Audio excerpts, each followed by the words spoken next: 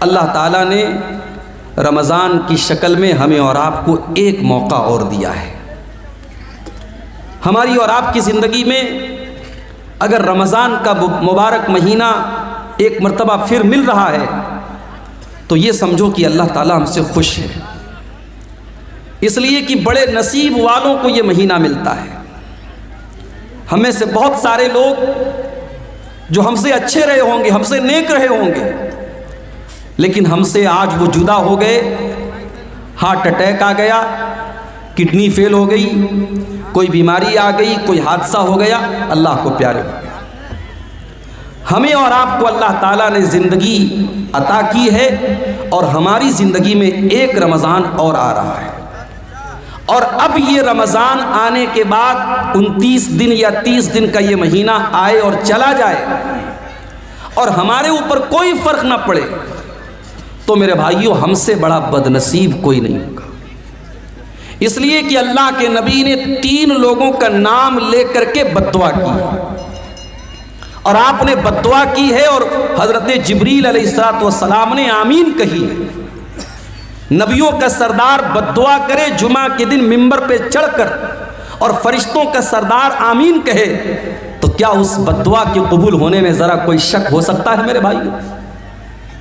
اللہ کے نبی ممبر کی سیڑھیوں پر چڑھتے ہیں، پہلی سیڑھی پر آپ نے قدم رکھا، فرمایا رغیم انف رجل ذکرت عنده فلم يصلی علی، اس انسان کا ستیہ ناش ہو جائے، وہ برباد ہو جائے، اس کی ناک مٹی میں مل جائے جس کے سامنے اس کے نبی کا نام لیا جائے اور وہ اپنے نبی کے اوپر درود نہ پڑے۔ اتنا بڑا کنجوس ہو، اتنا بڑا بخیل ہو، اس انسان کے اوپر اللہ کے نبی نے لعنت کی۔ آپ نے بد دعا کی، حضرت جبریل نے آمین کا، پھر آپ نے ممبر کی دوسری سیڑھی پر قدم رکھا اور آپ نے فرمایا رغیم انف رجل ادرک رمضان ثم انسلخ قبل ان یغفر له، اس انسان کا بھی ستیہ ناش ہو جائے، وہ انسان بھی برباد ہو جائے جو رمضان کے جیسا قیمتی مہینہ پائے اور پھر مہینہ ختم ہو جائے اور اس کی بخشش نہ ہو سکے، اس کی مغفرت نہ ہو سکے، اللہ تعالیٰ کے یہاں اس کے گناہوں کی معافی نہ ہو سکے، اس ایک مہینے میں وہ توبہ نہ کر سکے، وہ اللہ سے اپنے گناہوں کی معافی نہ مانگ سکے، اس سے بڑا بدنصیب کوئی نہیں ہے۔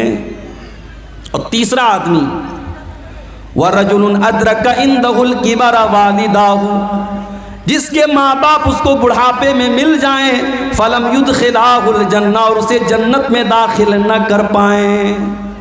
ان 3 لوگوں کے لیے اللہ کے نبی نے بد دعا کی ہے اور جبریل امین نے آمین کہی ہے۔ میرے پیارے ساتھیوں، یہی پیغام آپ کو دینا چاہتا ہوں، بڑی قیمتی گھڑیاں آپ کو ملنے والی ہیں، اس کی قدر کیجئے گا، موبائل میں ضائع مت کیجئے گا، فیس بک میں برباد مت کیجئے گا، گیم کھیل کر کے برباد مت کیجئے گا، دن بھر سو کر کے برباد مت کیجئے گا، ایک ایک منٹ کو قیمتی سمجھیے گا۔ بہت بڑا مہمان آپ کے پاس آنے والا ہے، اللہ کا مہمان آنے والا ہے، اس کی قدر کیجئے گا۔ میرے بھائیوں، خطبہ مسنونہ کے بعد میں نے آپ کے سامنے قرآن کریم کی سورہ آل عمران کی ایک آیت پڑھی ہے اور اس آیت میں اللہ تعالیٰ نے اپنی ایک بہت بڑی نعمت کا ذکر کیا ہے۔ یوں تو قرآن میں اللہ تعالیٰ نے بہت ساری نعمتوں کو بیان کیا ہے، مگر سورہ آل عمران کی اس آیت میں اللہ تعالیٰ نے جس نعمت کو بیان کیا ہے، اس نعمت کو بیان کر کے اللہ نے احسان بھی جتایا ہے کہ ہاں ہم نے یہ نعمت دے کر کے تم پر احسان کیا ہے۔ اب سوال یہ پیدا ہوتا ہے وہ کون سی نعمت ہے؟ آئیے قرآن کھولتے ہیں، سورہ آل عمران کی آیت نمبر ہے 164۔ لَقَدْ مَنَّ اللَّهُ عَلَى الْمُؤْمِنِينَ إِذْ بَعَثَ فِيهِمْ رَسُولًا مِّنْ أَنفُسِهِمْ، اللہ تبارک و تعالیٰ نے مومنوں کے اوپر بہت بڑا احسان کیا۔ کیا احسان کیا؟ اذ بعث فیہم رسولا، اللہ نے ان کے بیچ میں ایک رسول بھیجا۔ کیسا رسول بھیجا؟ من انفسہم، جو انہی میں سے ہے۔ یہ کہنے کی کیا ضرورت تھی کہ انہی میں سے ہے؟ یہ کہہ کر کہ اللہ تعالیٰ یہ بتانا چاہتا ہے کہ اے میرے بندو، ہم نے جو رسول بھیجا، جو نبی بھیجا، وہ کوئی فرشتہ نہیں ہے، وہ کوئی نور کی مخلوق نہیں ہے، وہ بھی انسان ہے، اور جس طریقے سے تم ایک ماں باپ سے پیدا ہوئے وہ بھی آمنہ کا اور عبداللہ کا بیٹا ہے۔ تم بیمار پڑتے ہو، میرا نبی بھی بیمار پڑتا ہے۔ تم تکلیف میں ہوتے ہو، میرے نبی کو بھی تکلیف ہوتی ہے۔ تمہیں غصہ آتا ہے، میرے نبی کو بھی غصہ آتا ہے۔ تم شادی کرتے ہو، میرے نبی نے بھی شادی کی ہے۔ تمہارے بیوی بچے، میرے نبی کے بھی بیوی بچے ہیں۔ رسولا من انفسہم، وہ نبی تمہارے ہی بیچ میں سے ہے۔ اس نبی کا کام کیا ہے؟ یتلو علیہم آیاتہ، وہ قرآن کی آیتوں کو پڑھ پڑھ کے تم کو سناتا ہے۔ وَيُزَكِّيهِمْ، اور وہ تم کو پاک کرتا ہے، تمہیں پوتر کرتا ہے، تمہیں گندگیوں سے نکالتا ہے، تمہیں برائیوں سے نکالتا ہے۔ کبھی موقع ملے میرے نوجوانوں، سیرت کی کوئی بھی کتاب آپ اٹھا کے دیکھ لو، نبی کے دور میں مکہ کے حالات کیا تھے، کون سی ایسی برائی تھی اس سماج میں جو نہیں ہوتی تھی۔ لوگ مردار کھایا کرتے تھے، لوگ سود کھایا کرتے تھے، لوگ زنا کیا کرتے تھے، لوگ قتل کیا کرتے تھے، لوگ بیٹیوں کو زندہ زمین میں گاڑ دیا کرتے تھے۔ حلال و حرام، ایک لال چڑیا کے بچوں کو لے لیا، اور لال چڑیا جب اپنے گھونسلے میں آئی بچوں کو نہیں دیکھا، پھڑپھڑانے لگی۔ اللہ کے نبی کی نظر چڑیا کے اوپر پڑی، آپ نے کہا اس کے بچے کو کس نے چھینا ہے؟ ایک صحابی نے کہا اللہ کے نبی میں نے چھینا ہے۔ آپ نے فرمایا جاؤ اس کے بچوں کو لوٹا دو۔ ایک چڑیا کو اس کے بچے سے جدا کرنے کی تعلیم محمد رسول اللہ نے نہیں دی ہے۔ جو ایک چڑیا کو اس کے بچوں سے دور کرنے کی تعلیم نہیں دے سکتے ہیں، وہ کسی ماں سے اس کے بچے کو دور کرنے کی تعلیم کیسے دے سکتے ہیں میرے بھائی؟ اللہ کے نبی فرماتے ہیں ایک عورت نے بلی کو پکڑا اور بلی کو باندھ دیا، قید کر دیا، نہ کھانے کو دیتی تھی نہ پینے کو دیتی تھی، یہاں تک کہ بلی مر گئی۔ اللہ کے نبی فرماتے وہ بڑھیا جہنم میں جائے گی، ایک بلی کو بے وجہ مارنے کی وجہ سے وہ جہنم میں جائے گی۔ دوسری حدیث میں اللہ کے نبی فرماتے ہیں ایک فاحشہ عورت نے، ایک بدچلن عورت نے جب وہ کنویں سے پانی نکال رہی تھی، ایک کتا پیاس سے مر رہا تھا، اس نے اپنے چمڑے کے موزے میں پانی نکالا اور کتے کو پلا دیا۔ اس کے اس عمل کی وجہ سے اللہ تعالیٰ نے اس فاحشہ عورت کو بخش دیا، اس کو معاف کر دیا۔ یہ میرے نبی کی رحمت ہے۔ جانوروں کے ساتھ بھی اچھا سلوک کرنے کی آپ نے تعلیم دی ہے، اور جانور ہی نہیں، میرے نبی تو بے جان چیزوں کے لیے بھی رحمت بن کر کے آئے۔ وہ حدیث آپ نے سنی ہوگی، اللہ کے نبی کھجور کے تنے پر کھڑے ہو کے خطبہ دیتے تھے۔ ایک عورت کی نظر پڑی، اس نے دیکھا اللہ کے نبی کھجور کے تنے پر کھڑے ہو کے خطبہ دیتے ہیں۔ اس نے کہا اے اللہ کے نبی ہمیں اچھا نہیں لگتا ہے، آپ کھجور کے تنے پر کھڑے ہو کر کے خطبہ دے، ہمیں اچھا نہیں لگتا ہے۔ اس عورت کا بیٹا بڑھئی کا کام کرتا تھا، اس نے کہا اے اللہ کے نبی میں اپنے بیٹے سے کہہ کر کے ایک بہترین ممبر آپ کے لیے بنوا دوں گی۔ پتہ یہ چلا کہ آپ کے علماء اور آپ کے رہنما اگر تکلیف میں اور مصیبت میں ہیں تو آپ یہ مت کہہ کے پلہ جھاڑ دیجئے کہ صاحب ہم سے کیا مطلب ہے۔ اگر آپ کے علماء کو ضرورت ہے آپ کی تو آپ ان کی مدد کیجئے۔ صحابہ کرام اپنے نبی کو اگر دیکھتے تھے کہ یہاں میرے نبی کو کسی چیز کی ضرورت ہے تو صحابہ کرام اپنے نبی کی مدد کرتے تھے۔ یہاں حالات کیا ہے؟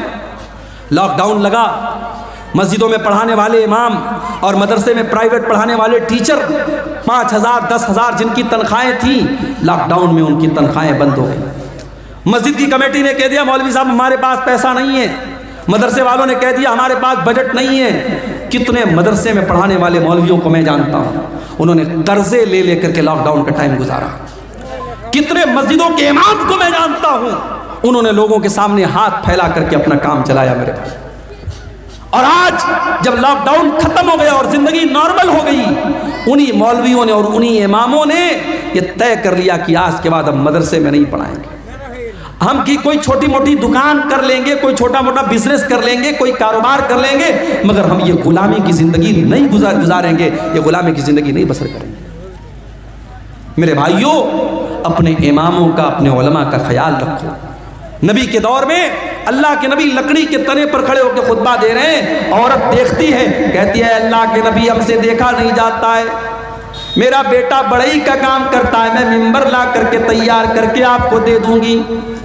اگلا جمعہ آیا، خطبہ جمعہ کے لیے اللہ کے نبی مسجد میں آئے، دیکھا ممبر آ کے رکھا ہوا ہے اور کھجور کا تنا کونے میں پڑا ہوا ہے۔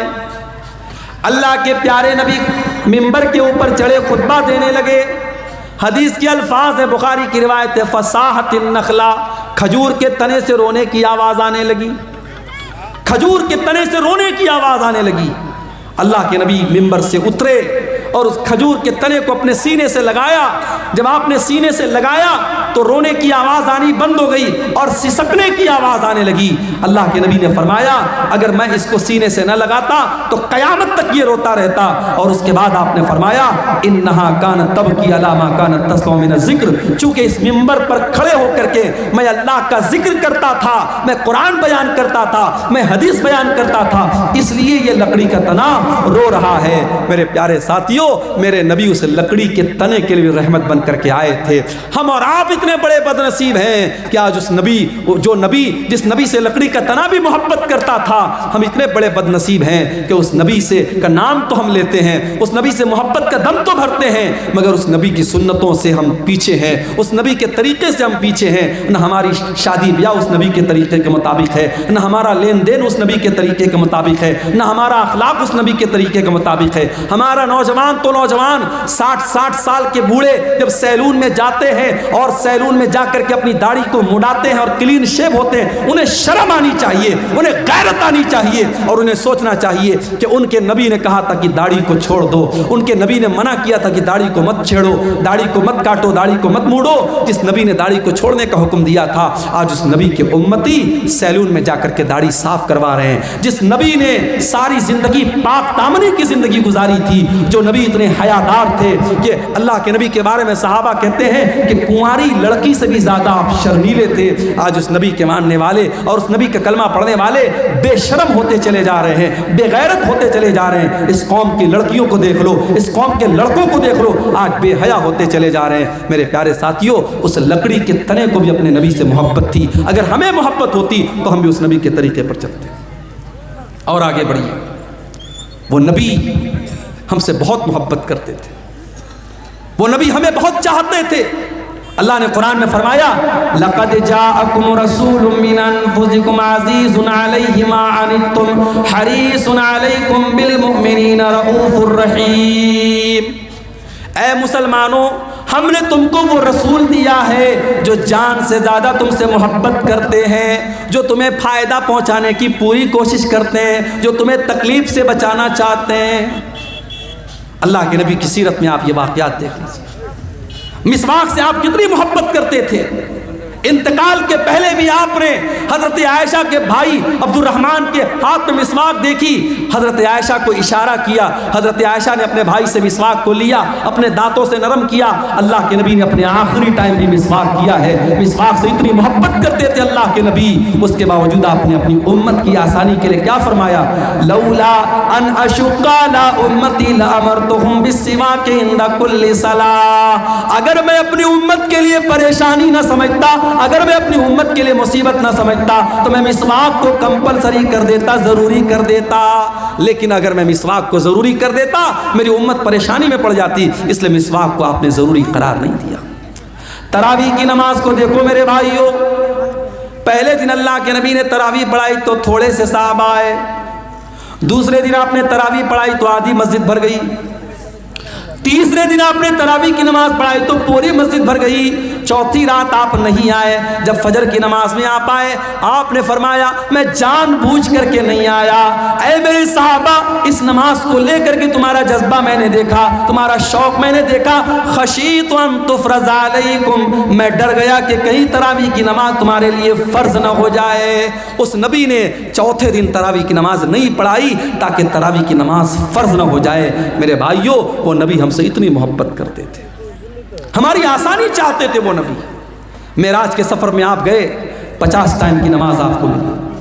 آپ واپس آئے، موسیٰ علیہ السلام سے ملاقات ہوئی.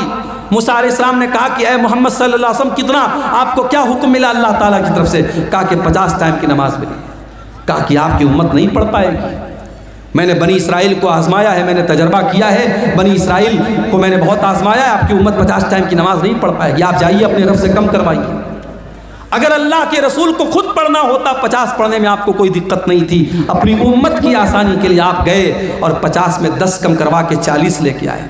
حضرت موسیٰ نے کہا 40 بھی نہیں پڑھ پائے گی، واپس جائیے۔ آپ پھر گئے، 40 میں سے 10 اور کم کروا کے لائے، 30 ہو گئی، 30 سے 20 ہو گئی، 20 سے 10 ہو گئی، 10 سے 5 ہو گئی۔ 5 ٹائم کی نماز بھی جب اللہ کے نبی لے کر کے آئے، حضرت موسیٰ نے کہا اے محمد صلی اللہ علیہ وسلم، آپ کی امت 5 ٹائم کی نماز بھی نہیں پڑھ پائے گی۔ اور واقعی 5 ٹائم کی نماز بھی آج ہم نہیں پڑھ پا رہے۔ بڑے کاروباری ہیں ہم، بڑے بزنس مین ہیں، دکان پر بیٹھے ہوئے ہیں، حی علی الصلاۃ کی آواز آ رہی ہے، مگر ہمیں نماز پڑھنے کی فرصت نہیں ہے۔ رات کو 2-2 بجے تک ہمارے نوجوان موبائل پہ لگے ہوئے ہیں، اور فجر کے ٹائم 5 ساڑھے 5 بجے جب فجر کی اذان ہو رہی ہے اور مؤذن کہہ رہا ہے الصلاۃ خیر من النوم، نماز نیند سے بہتر ہے۔ 2 بجے تک 3 بجے تک رات میں جاگنے والا مسلمان فجر کی نماز میں سویا ہوا ہے۔ میرے پیارے بھائیوں، موسیٰ علیہ السلام کو کتنا بہترین تجربہ تھا اپنی قوم کا، انہوں نے کہا آپ کی امت 5 ٹائم کی نماز بھی نہیں پڑھ پائے۔ معاف کرنا میرے بھائیوں، آپ کا بزنس اور آپ کا کاروبار نماز سے بڑا نہیں ہے۔ آپ کاروبار بھی کیجئے، آپ بزنس بھی کیجئے، لیکن نماز اپنے ٹائم پر پڑھیے۔ اللہ قرآن میں کہتا ہے رجال لا تلہیہم تجارت ولا بیع عن ذکر اللہ واقام الصلاۃ، میرے نیک بندے وہ ہیں، میرے مومن بندے وہ ہیں، ان کا کاروبار، ان کا بزنس، ان کی تجارت ان کو نماز سے غافل نہیں کرتا ہے۔ وہ کاروبار بھی کرتے ہیں، وہ بزنس بھی کرتے ہیں، اور نماز کا ٹائم ہوتا ہے تو نماز پڑھتے ہیں۔ یخافون یوما تتقلب فیہ القلوب والابصار، وہ قیامت کے دن سے ڈرتے ہیں، وہ اللہ کے عذاب سے ڈرتے ہیں، وہ پابندی سے نماز پڑھتے ہیں۔ نماز کے سلسلے میں آپ کوئی ڈھیلائی مت کیجیے میرے بھائی۔ سعودی عرب کا ایک واقعہ ایک عالم نے لکھا وہاں کے کہ ایک مرتبہ میں فلائٹ میں سفر کر رہا تھا اور میرے ساتھ ایک فوج کا ریٹائر کرنل تھا جو پہلے فوج میں کام کرتا تھا، میرے ساتھ وہ بیٹھا تھا۔ کہتے میں نے فلائٹ میں سفر کیا، فلائٹ سے ہم لوگ اترے، ایئرپورٹ پر کافی دیر تک ہم بیٹھے تھے، دوسری فلائٹ کا انتظار کر رہے تھے۔ میں نے ایک بات نوٹس کی کہ تھوڑی دیر پر وہ انسان کسی کو فون کرتا ہے اور کہتا ہے کہ بیٹا آپ نے نماز پڑھ لیا؟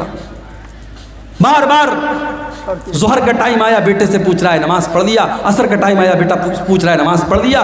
میں نے پوچھا یہ کس سے آپ بار بار پوچھ رہے ہیں؟ فوج کا ریٹائر کرنل تھا سعودی عرب کا، اس نے اس مولانا کو جواب دیا کہ ہاں یہ میں اپنے بیٹے کو کال کرتا ہوں، اور میں ہر نماز کے ٹائم میرا معمول ہے اپنے بیٹے کو کال کر کے پوچھتا ہوں کہ تو نے نماز پڑھی کہ نہیں پڑھی۔ تربیت اس کو کہتے ہیں میرے بھائی، اپنے بچوں کو اچھا کھلا دینا، اچھا پہنا دینا، اچھے اسکول میں ایڈمیشن کرا دینا، ان کے گھر بنا دینا، ان کے لیے LIC لے لینا، ان کے لیے بینک بیلنس بنا دینا۔ معاف کرنا، تربیت یہی نہیں ہے، تربیت یہ بھی ہے کہ آپ اپنے بچوں کی آخرت کی فکر کریں، اپنے بچوں کی نماز کی فکر کریں۔ اسی لیے اللہ قرآن میں کہتا ہے وَأْمُرْ أَهْلَكَ بِالصَّلَاةِ وَاسْتَبِرْ عَلَيْهَا، خود بھی نماز کی پابندی کرو اور اپنے بچوں کو نماز کا پابند بناؤ۔ اللہ کے نبی فرماتے ہیں مُرُوا أَوْلَادَكُمْ بِالصَّلَاةِ وَهُمْ أَبْنَاءُ 7 سنین، جب تمہارے بچے 7 سال کے ہو جائیں ان کو نماز کا حکم دو، وَاضْرِبُوهُمْ عَلَيْهَا، اور جب 10 سال کے ہو جائیں اور نماز نہ پڑھے تو ان کی پٹائی کرو۔ اچھا 7 سال کے بچے کو پیٹنے کا حکم نہیں دیا اللہ کے نبی؟ ہمارے ہاں 6 سال کے بچے اسکول جاتے ہیں، سردی کے موسم میں 5 بجے اسکول کی وین آتی ہے، ماں زبردستی، بچہ آنکھ مل رہا ہے، اس کی نیند ابھی لگ رہی ہے، ماں تیار کرتی ہے، ڈریس پہناتی ہے، اسکول کا بیگ دیتی ہے، زبردستی اس کو وین میں بٹھاتی ہے۔ میرے بھائیوں یہ سسٹم صحیح نہیں ہے۔ 7 سال تک تو چائنا میں اور جاپان میں آپ دیکھ لیں، 7 سال تک کے بچوں کو تو ایسے ہی کھیل کھیل میں پڑھایا جاتا ہے، بچوں کو مارا نہیں جاتا، بچوں کو پیٹا نہیں جاتا۔ یہ سبق دیا تھا جناب محمد رسول اللہ صلی اللہ علیہ وسلم نے، 7 سال کا بچہ ہے، پیار سے سمجھاؤ، محبت سے سمجھاؤ۔ ہاں 10 سال کا ہو گیا، اب اس کے بستر الگ کر دو۔ 10 سال کا لڑکا ہو گیا، 10 سال کی لڑکی ہو گئی، ایک بستر پہ مت سلاؤ۔ 2 لڑکے ہیں ایک بستر پہ مت سلاؤ، بستر الگ کر دو، چادر الگ کر دو، کمبل الگ کر دو۔ ہمیں بڑی حیرت ہو رہی ہے صاحب، 10 سال کا لڑکا ہو گیا تو کیا ہو گیا، ہم بستر کیوں الگ کر دیں؟ اسلام وہاں سے شروع ہوتا ہے جہاں سے آپ کے سوچنے کی سرحدیں ختم ہو جاتی ہیں، اسلام وہاں سے شروع ہوتا ہے میرے بھائی۔ 10 سال کا لڑکا جو ہوتا ہے سمجھدار ہونے لگتا ہے، اس کے اندر فزیکل چینجز آنے لگتے ہیں. 10 سال کی لڑکی اب دھیرے دھیرے بالغ ہو رہی ہے. اسلام نے کتنا پاکیزہ مذہب ہے, 10 سال کا لڑکا یا لڑکی ہو جائے, اسلام کہتا بستر الگ کر دو تاکہ اب وہ جوانی کی طرف جب بڑھیں تو ان کے دل میں کوئی غلط خیال نہ آئے, اور ایک بستر پہ اگر سوئیں گے تو ان کے دل میں غلط خیالات پنپ سکتے ہیں. اسلام نے بستر کو الگ کرنے کا حکم دیا, اور اللہ کے نبی نے کہا 10 سال کا بچہ ہو جائے اور نماز نہ پڑھے تو اس کی پٹائی کرو. ہمیں وہ نبی ملے ہیں میرے بھائی, وہ نبی ملے ہیں جو ہم سے اتنی محبت کرتے ہیں, ہمیں ایسی شریعت دے کر کے گئے, ایسا دین دے کر کے گئے, اس دین میں قدم قدم پر ہمارے لیے آسانی ہے میرے بھائی. ابھی ہم نے دیکھا دلی کے اندر جو واقعہ ہوا کہ سڑک پر لوگ نماز پڑھ رہے ہیں اور پولیس والے نے اپنے جوتے سے نمازی کو مارا. ہمیں بڑا غصہ آیا, بڑا جلال آیا, مگر ہم یہاں پر یہ بات یہ بھی کہیں, یہ اسلام کی تعلیم نہیں ہے کہ آپ پبلک پلیس میں نماز پڑھیں. اگر آپ کی نمازی زیادہ ہو رہے ہیں, جمعہ میں 2 جماعت آپ کر لیں, عید میں 2 جماعت کر لیں, سڑک پہ آپ نماز نہ پڑھیں. ہم اپنے مسلمان بھائیوں کو یہ سمجھائیں گے کہ آپ کا سڑک پر نماز پڑھنا صحیح نہیں ہے, لیکن ہم ساتھ میں اپنے سرکار سے, حکومت سے یہ بھی کہیں گے کہ یہ بھارت میں قانون ایک ہونا چاہیے, 2 طریقے کا قانون نہیں ہونا چاہیے. کسی مذہب کے تہوار تو کھلے عام سڑکوں پر منائے جائیں اور تہوار منانے والوں پر پھولوں کی بارش کی جائے, اور دوسرے مذہب کا مسلمان اگر ہفتہ میں جمعہ کی ایک نماز پڑھ لے تو آپ کا پولیس والا اسے جوتوں سے مار رہا ہے. یہ 2 طریقے کے قانون نہیں چلیں گے میرے بھائی. اور اگر مان لو حالات کبھی دنیا میں ایسے آ جائیں, ساری مسجدیں ختم ہو جائیں اور سارے جتنی اللہ کی مسجدیں ہیں ساری مسجدوں کو لوگ ڈھا دیں, گرا دیں, تب بھی معاف کرنا نماز بند ہونے والی نہیں ہے. اس لیے کہ اللہ کے نبی فرماتے ہیں 6 چیزیں اللہ تعالیٰ نے مجھ کو ایسی دی ہے جو کسی اور نبی کو نہیں دی گئی. اوتیتو ستن لم یوتہن احد قبلی, 6 چیزیں اللہ تعالیٰ نے اسپیشل مجھ کو دی جو کسی اور نبی کو نہیں دی. نمبر 1, اوتیتو جوامع الکلم, اللہ تعالیٰ نے مجھ کو جوامع الکلم دیا ہے. اللہ کے نبی کی زبان سے چھوٹے چھوٹے جملے نکلا کرتے تھے لیکن معنی بہت بڑا بڑا ہوتا تھا.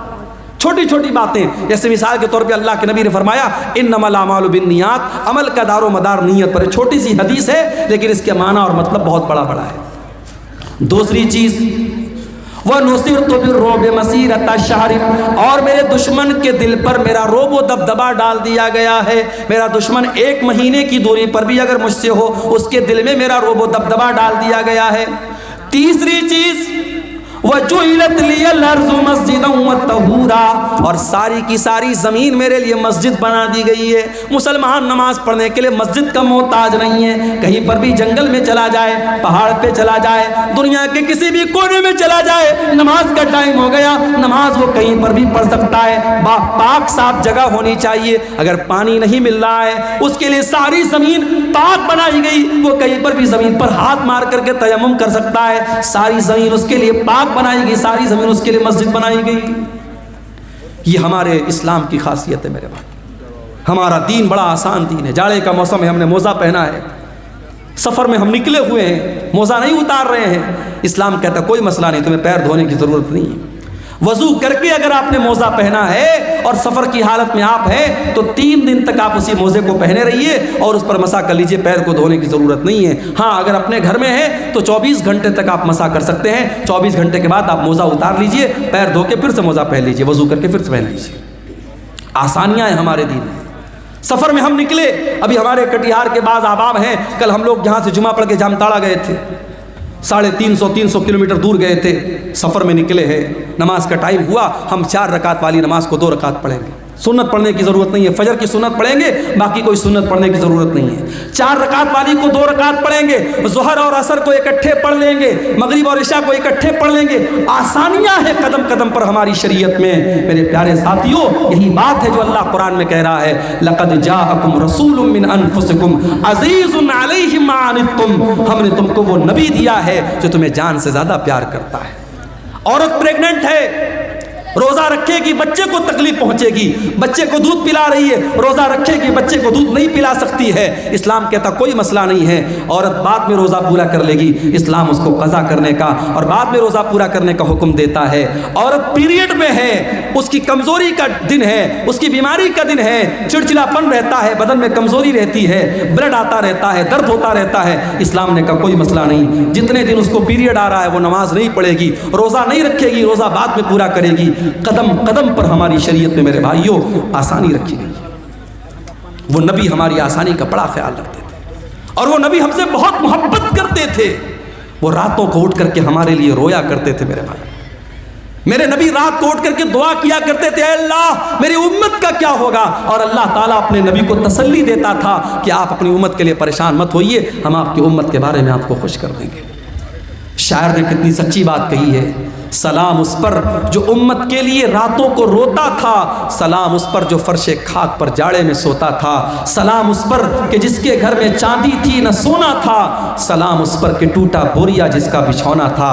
میرے پیارے بھائیوں، اس نبی سے ہمیں واقعی میں سچی محبت کرنی چاہیے، اس نبی سے واقعی میں سچی محبت کرنی چاہیے، اور وہ نبی صرف دنیا میں ہمارے کام نہیں آ رہے ہیں بلکہ آخرت میں بھی ہمارے کام آئیں گے۔ اللہ کے نبی فرماتے ہیں انا سید ولد آدم یوم القیامہ، قیامت کے دن سارے آدم کی اولاد کا سردار میں رہوں گا، وَأَوَّلُ مَن يَنشَقُّ عَنْهُ الْقَبْرُ، اور قیامت کے دن سب سے پہلے میری قبر پھٹے گی، وَأَوَّلُ الشَّافِعِينَ، اور قیامت کے دن جب سارے نبی اپنا پلہ جھاڑ لیں گے اور کہہ دیں گے میں آج کسی کی سفارش نہیں کر سکتا، تو سب سے پہلے میں سفارش کروں گا اور سب سے پہلے میری سفارش قبول کی جائے گی۔ وہ نبی قیامت کے دن بھی ہمارے کام آئیں گے۔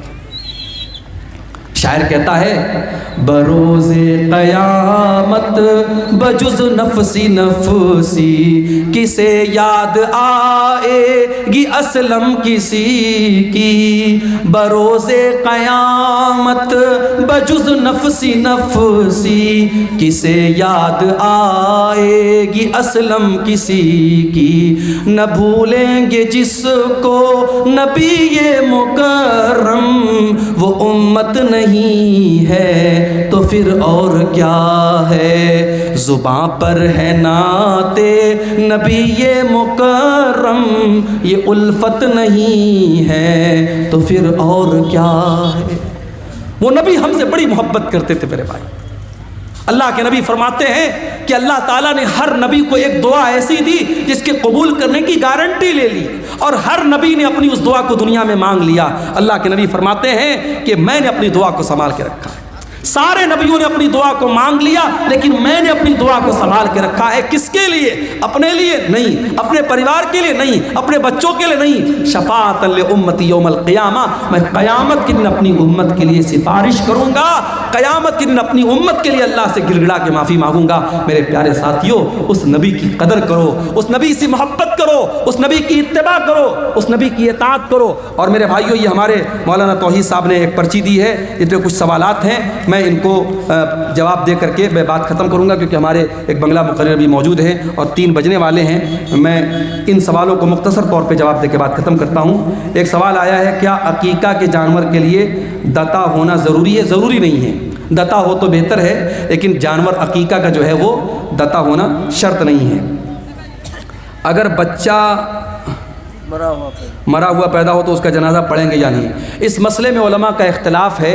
علامہ البانی کی جو تحقیق ہے وہ یہ ہے کہ چونکہ بچہ جو ہوتا ہے 4 مہینے کا جب ہو جاتا ہے 120 دن کا، تو اس کے اندر روح ڈال دی جاتی ہے۔ ماں کے پیٹ میں بچہ جب 4 مہینے کا ہوتا ہے اس کے اندر روح ڈال دی جاتی ہے، اس لیے 4 مہینے کے بعد جب بھی وہ پیدا ہوگا، اگر وہ جنازہ پڑھنے، اگر وہ غسل دینے لائق ہوگا تو غسل دیں گے اور کفنائیں گے اور جنازہ بھی پڑھیں گے، اور یہی بات زیادہ مضبوط سمجھ میں آتی ہے دلیل کی روشنی میں۔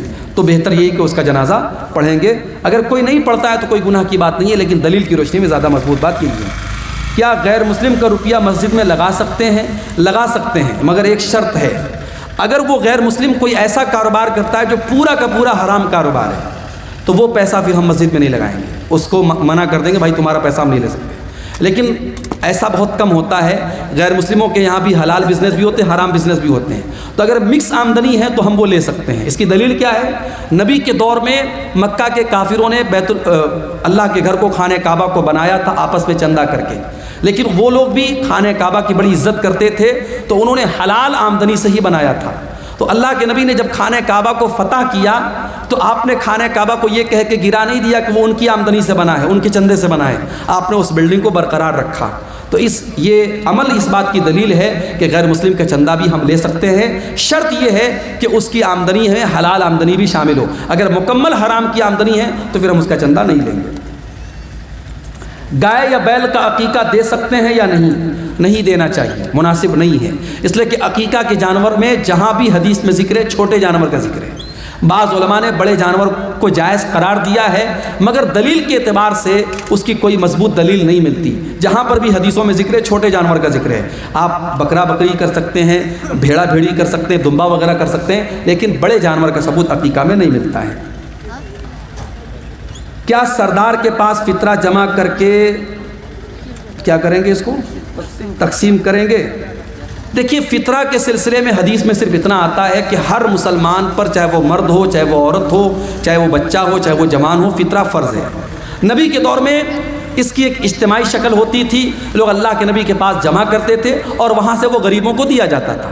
تو آج اگر آپ وہ شکل اپنا رہے ہیں، اپنے سردار کے پاس اکٹھا کر رہے ہیں اور وہاں سے وہ غریبوں کو دیا جا رہا ہے، بہت اچھی بات ہے۔ ہمارے یہاں ایسے ہی ہوتا ہے۔ ہاں، تو کوئی حرج کی بات نہیں، اس میں کوئی دقت کی بات نہیں ہے، اجتماعی شکل میں دیا جا سکتا ہے۔ شرط یہ ہے کہ اس کا، دیکھیے زکوٰۃ ایک الگ چیز ہوتی ہے، فطرہ کی رقم ہم صرف فقراء اور مساکین کو دے سکتے ہیں۔ فطرہ کی رقم مسجد میں نہیں دے سکتے، فطرہ کی رقم سے امام کی تنخواہ نہیں دے سکتے، فطرہ کی رقم سے کسی مولوی کو نذرانہ نہیں دے سکتے۔ جو غریب اور فقیر اور مسکین لوگ ہیں ان کی ضرورتوں کو ہم فطرہ سے پورا کر سکتے ہیں اور کسی مصرف میں اس کو نہیں لگا سکتے۔ کوئی حرج کی بات نہیں، اپنے سے بانٹ سکتے ہیں۔ کیا میت کے نام سے افطار کرا سکتے ہیں؟ میت کی طرف سے جو عام صدقہ اور خیرات کیا جاتا ہے، تو بہت سارے اہل علم نے یہ کہا ہے کہ افطار بھی ایک طریقے سے لوگوں کو کھانا کھلانا ہے، اور وہ بھی ایک طریقے سے اگر ہم کسی غریب کو کھلا رہے تو صدقہ ہے، تو اس اعتبار سے میت کی طرف سے بھی ہم افطار کرا سکتے ہیں۔ لیکن بہرحال افطار چونکہ ایک مخصوص عبادت ہے اور مستقل طور پر ہمیں کوئی ایسی دلیل نہیں ملتی کہ نبی کے صحابہ نے اپنے مرے ہوئے ماں باپ کی طرف سے یا رشتہ داروں کی طرف سے افطار کرایا ہو، اس لیے افطار زندے ہی کی طرف سے کیا جائے۔ انسان اپنی طرف سے کرے تو بہتر ہے، اپنے مردہ لوگوں کی طرف سے اگر کچھ کرنا ہے تو غریبوں میں پیسہ بانٹ دے، غریبوں کو کھانا دے دے۔ افطار کرانے میں جو ہے پرہیز کیا جائے تو زیادہ بہتر ہے۔ تو یہ چند باتیں تھی سیرت النبی کے موضوع کے تعلق سے۔ اللہ سے ہم دعا کرتے ہیں رب العالمین ہم سب کو اپنے نبی سے سچی محبت کرنے کی توفیق عطا فرمائے، جو باتیں ہم نے سنی ہیں اللہ تعالیٰ ان پر عمل کرنے کی توفیق عطا فرمائے۔ آمین۔ وآخر دعوانا الحمد للہ رب العالمین، والسلام علیکم ورحمۃ اللہ وبرکاتہ۔